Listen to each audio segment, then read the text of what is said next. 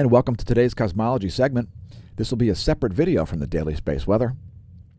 It'll be on the playlist at youtube.com/smashamash/playlists in our Cosmology segments playlist. It should be fascinating and enlightening. We're going to include some crucial information in this one. Let's get to it. First of all, we picked a random number to coincide with an object at the Neil Gorell Swift-Bat X-ray Observatory, which is Quasar B2227-0848. Here are the X-ray transient outputs from that quasar.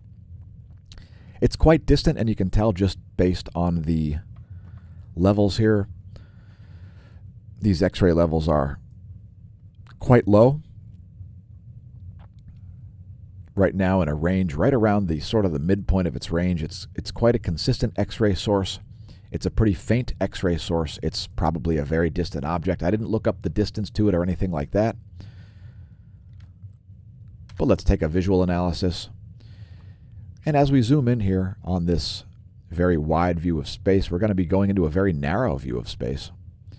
And once we get to about this point, practically every object that you see there, if not every object, is a galaxy and not a star.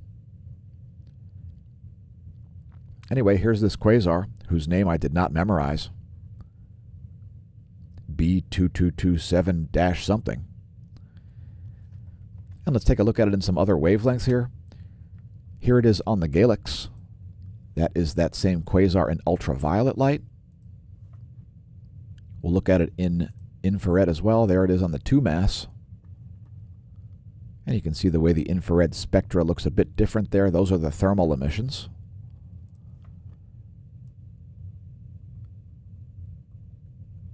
And we'll show it in Pan-STARRS optical as well. There's the optical spectra of that quasar, known as Quasar B2227-0848. Today's featured, quote, random and, quote, cosmology object. Let's look at some non-random objects. Two of the most powerful and consistent X-ray sources. And you can see how much higher the energy levels are with this. This is the Crab pulsar. So the Crab pulsar is one of the most consistent X-ray sources in the whole universe, visible from Earth. The Crab pulsar is so consistent that it's actually used to calibrate X-ray telescopes. So here's the 16-year chart of the Crab pulsar. Here is the 30-day chart. And you can see that it is in a quite consistent range here with its historic outputs. That's a 16-year chart there in the upper right. The Crab pulsar, and you can find visuals of that if you like. You can look it up at the Neil Gorell's, and then you can click on the Simbad, and it'll take you to that other page.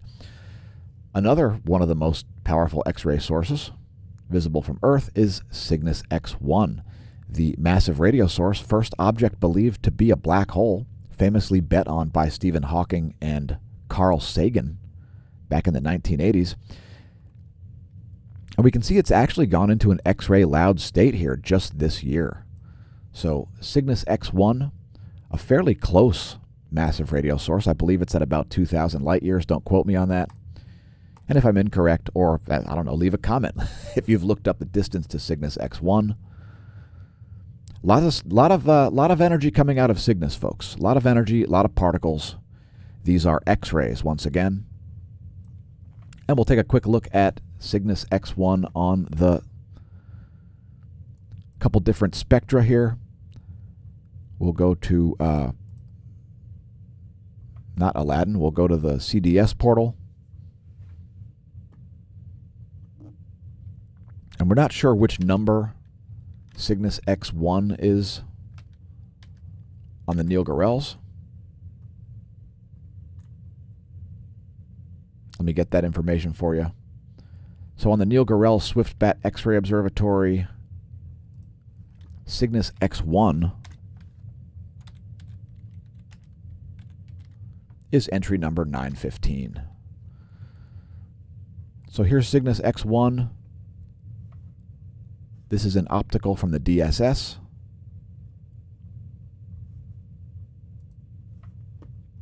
And let's see if there's X-ray data on this one on this site. I know there's quite detailed X-ray information for this one. Oh, it's strangely not showing up here. Oh, let's look at it in infrared. There are the thermal emissions, and you can see it's quite hot around Cygnus X1. And here's some very high-res Pan-STARRS optical imagery of one of the strongest X-ray sources in the entire sky, massive radio source Cygnus X1. And there's a zoom out of the Cygnus portion of the sky.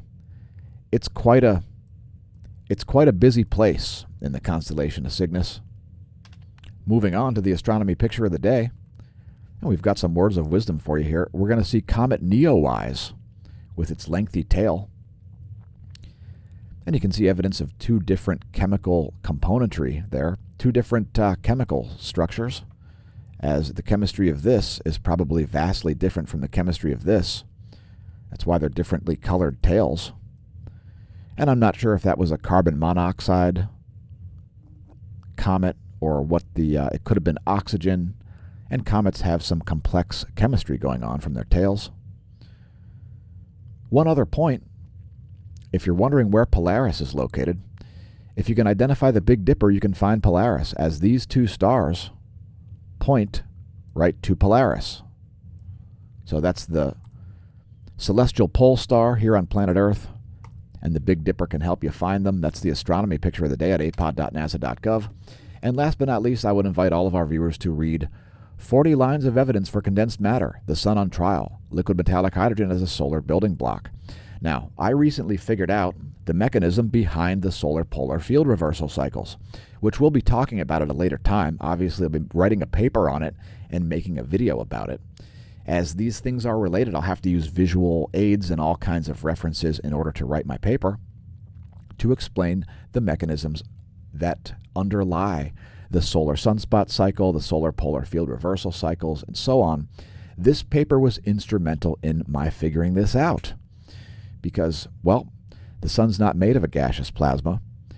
No observational evidence exists of it, but lots of observational evidence exists supporting the concept that the sun is made of condensed matter, namely liquid metallic hydrogen. Layers of lattice structure would be consistent with objects able to put out the sort of white light spectra we see from the sun. And I'm not going to go in depth into why many of us now believe that stars are made of condensed matter and not gaseous plasmas. But seriously, read the paper. It's pretty important. It will be cited in our explanation of the solar polar field reversal cycles. I figured it out.